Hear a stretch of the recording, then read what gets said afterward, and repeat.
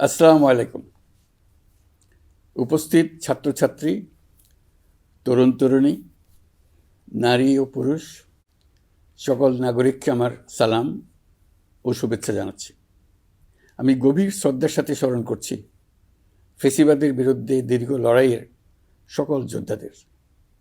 বিশেষ করে অভিবাদন জানাই জুলাই গণ অভ্যুত্থানে শহীদ হওয়া ছাত্র জনতাকে, যারা আহত হয়েছেন, চোখের দৃষ্টি হারিয়েছেন, যাদের অঙ্গহানি হয়েছে, তাদের প্রতি আমাদের ঋণ শোধ হওয়ার নয়। নতুন বাংলাদেশ গঠনে তাদের প্রেরণা ও অবদান জাতি কখনো ভুলতে পারবে না। গণ অভ্যুত্থানের মাধ্যমে আমরা বাংলাদেশের রূপান্তর পর্বে প্রবেশ করার অধিকার অর্জন করেছি। এই রূপান্তর দ্রুত সফলভাবে কার্যকর করার জন্য আমাদেরকে সকল শক্তি নিয়োজিত করার জন্য প্রতিজ্ঞাবদ্ধ থাকতে হবে। পেছনে ফেরার কোনো সুযোগ আমাদের নেই। আমাদের এই কাঙ্ক্ষিত রূপান্তরের লক্ষ্য হবে সকল ধরনের বৈষম্য অবসানের রাজনৈতিক আয়োজন নিশ্চিত করা, এদেশে গণতান্ত্রিক ও নাগরিক সমতাভিত্তিক একটি রাষ্ট্র ব্যবস্থা প্রতিষ্ঠা করা। ন্যায়ভিত্তিক সমাজ নির্মাণ ছাড়া জুলাইয়ের শহীদদের আত্মদান অর্থবহ হতে পারে না। ফেসিবাদ বাংলাদেশকে আদর্শভিত্তিক সকল রকমের লক্ষ্য থেকে বিচ্যুত করে গভীর অন্ধকারের দিকে আমাদেরকে নিয়ে গিয়েছিল। আমরা আবার প্রিয় বাংলাদেশকে সাম্য, মানবিক মর্যাদা ও ন্যায় বিচারের পথে ফেরাবার লক্ষ্যে কাজ করছি। ফোরাম ফর বাংলাদেশ স্টাডিজের পক্ষ থেকে আপনাদের এই জাতীয় সংলাপ আমাদেরকে আমাদের নতুন কক্ষপথ রচনা এবং তার যথাযথ স্থাপনে বিশেষভাবে সাহায্য করবে। আমি ফোরাম ফর বাংলাদেশ স্টাডিজকে অশেষ ধন্যবাদ জানাচ্ছি এই আয়োজনের জন্য এবং আমাকে আমন্ত্রণ করার জন্য, দুটি কথা বলার সুযোগ দেওয়ার জন্য। আপনারা এই সংলাপে 3টি বিষয়কে বিশেষভাবে গুরুত্ব দিয়েছেন: ঐক্য, সংস্কার ও নির্বাচন। সংস্কার বিষয়ে আমাদের মধ্যে ঐকমত্য প্রয়োজন, এর কোনো বিকল্প নাই। এই 3 লক্ষ্যের কোনোটিকে ছাড়া কোনোটি সফল হতে পারবে না। ঐক্যবিহীন সংস্কার কিংবা সংস্কারবিহীন নির্বাচন বাংলাদেশকে এগিয়ে নিতে পারবে না। পাশাপাশি আমরা ভুলতে পারি না যে আমাদের ছাত্র জনতা অটুট সাহসে শিশু হত্যাকারী ও পৈশাচিক ঘাতকদের মোকাবেলা করেছে। মানবতার বিরুদ্ধে এমন নিষ্ঠুরতাকে অবশ্যই বিচারের মুখোমুখি করতে হবে। গুম খুন থেকে জুলাই গণহত্যার বিচারের চ্যালেঞ্জের বিষয়টি আপনারা আপনাদের সংলাপের অন্তর্ভুক্ত করেছেন, এতে আমি আশ্বস্ত হয়েছি। সুধীবৃন্দ, জুলাই গণ অভ্যুত্থান কেবল বাংলাদেশকে মুক্তই করেনি, আমাদের স্বপ্নকেও তুমুল সাহসী করে তুলেছে। বাকহীন বাংলাদেশ জোরালো কণ্ঠে আবার কথা বলার শক্তি ফিরে পেয়েছে। এই দৃঢ়কণ্ঠ আবার ঐক্য গঠনে সোচ্চার হয়েছে। ঐক্য আমাদের মূল শক্তি। জুলাই অভ্যুত্থান আমাদেরকে ঐতিহাসিক মাত্রায় বলীয়ান করেছে। গত 5 মাসে এই ঐক্য আরও শক্তিশালী হয়েছে। গণ অভ্যুত্থানের বিরুদ্ধ শক্তি আমাদের মধ্যে ভাঙন সৃষ্টি করার ক্রমাগত প্রয়াস চালাতে থাকায় আমাদের ঐক্য আরও মজবুত হচ্ছে। এই ঐক্যের জোরেই এখন আমরা অসাধ্য সাধন করতে পারি। এখনই আমাদের সর্বোচ্চ সুযোগ। এমন অর্থনীতি গড়ে তুলতে হবে যেটা সকল নাগরিকের জন্য সম্পদের ও সুযোগের বৈষম্যহীনতার নিশ্চয়তা প্রদান করবে। যত নিম্ন আয়ের পরিবারেই জন্মগ্রহণ করুক না কেন, প্রতিটি নাগরিকের, তিনি নারী হোক আর পুরুষই হোক, তিনি যেন বিনা বাধায় তো বটেই, বরং রাষ্ট্রের আয়োজনে তার সৃজনশীলতা প্রকাশ করে যে কোনো পর্যায়ের উদ্যোক্তা হতে পারেন, অথবা তিনি যে কোনো ধরনের কর্মজীবন চান তাই বেছে নিতে পারবেন। এমন রাজনৈতিক ও রাষ্ট্রীয় পরিবেশ থাকবে যেখানে সংখ্যালঘু সংখ্যাগুরু এই পরিচিতি অবান্তর হয়ে পড়বে। সবার একটিই পরিচয়: আমি বাংলাদেশের নাগরিক এবং রাষ্ট্র আমাকে আমার সকল অধিকার প্রদান করতে বাধ্য। রাষ্ট্রের কাছে এবং অন্য নাগরিকের কাছে আমার অন্য কোনো পরিচয় দেবার প্রয়োজন হবে না, যেখানে ব্যক্তিবন্দনার কোনো সুযোগ থাকবে না। দেশের ভেতরে বা বাইরে প্রভুভৃত্যের কোনো সম্পর্কের সুযোগ থাকবে না।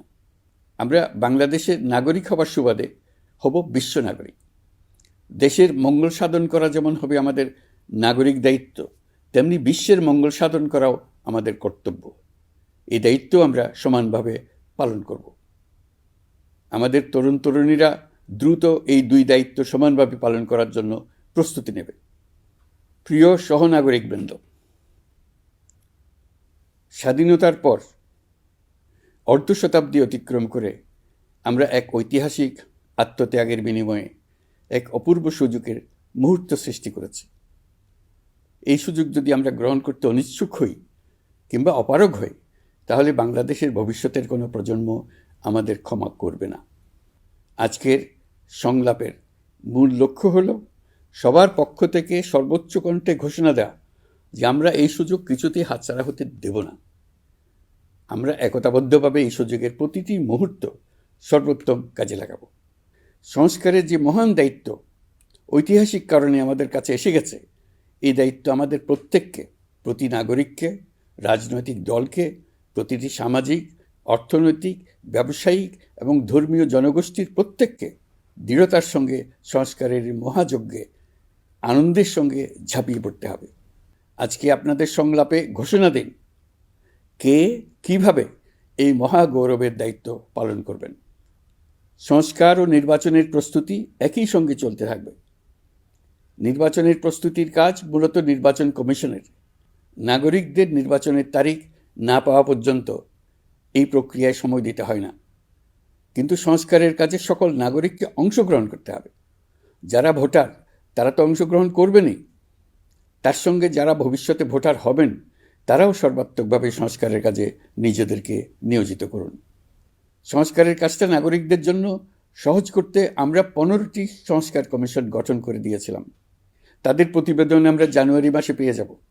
প্রত্যেক সংস্কার কমিশনের দায়িত্ব হলো প্রধান বিকল্পগুলি চিহ্নিত করে তার মধ্যে থেকে একটি বিকল্পকে জাতির জন্য সুপারিশ করা।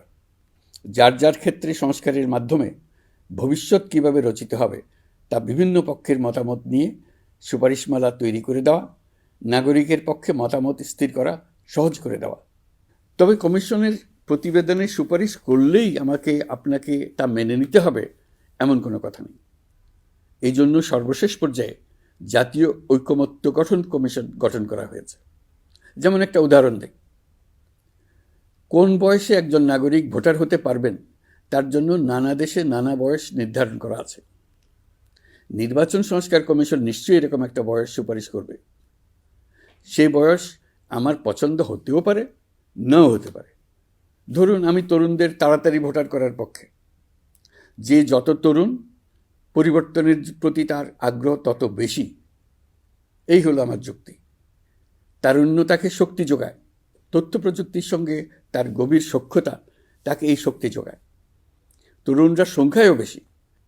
দেশের ভবিষ্যৎ নিয়ে তার আগ্রহী। নিজের ভবিষ্যৎ নিয়ে তার মতামত নেবার জন্য আমি মনে করি ভোটার হওয়ার বয়স 17 বছর নির্ধারিত হওয়া উচিত। নির্বাচন সংস্কার কমিশন কী সুপারিশ করবেন তা আমার জানা নেই, কিন্তু দেশের বেশিরভাগ মানুষ যদি কমিশনের সুপারিশ করা বয়স পছন্দ করে, ঐকমত্যে পৌঁছার জন্য আমি তা মেনে নেব। সবকটা কমিশন মিলে আমাদের সামনে বহু সুপারিশ তুলে ধরবে। আমরা এখন এমন পর্যায়ে পৌঁছেছি যে যাই মতামত হোক না কেন, আমরা দ্রুত একটা ঐকমত্য প্রতিষ্ঠিত করে সংস্কারের কাজগুলো করে ফেলতে চাই। নির্বাচনের পথে যেন এগিয়ে যেতে পারি, সেই ব্যবস্থা করতে চাই। আপনাদের আজকের সংলাপ জাতির সামনে সকলের কাছে গ্রহণযোগ্য এমন একটি প্রক্রিয়া তুলে ধরে আমাদের এই দায়িত্বকে সহজ এবং গতিময় করে দেবে আশা করছি। সংলাপের এই প্রক্রিয়া অব্যাহত রাখার জন্য আপনাদেরকে আহ্বান জানাচ্ছি। এই উদ্যোগের জন্য ফোরাম ফর বাংলাদেশ স্টাডিজকে অশেষ ধন্যবাদ জানিয়ে আমার বক্তব্য শেষ করছি। আসসালামু আলাইকুম। আল্লাহ হাফেজ।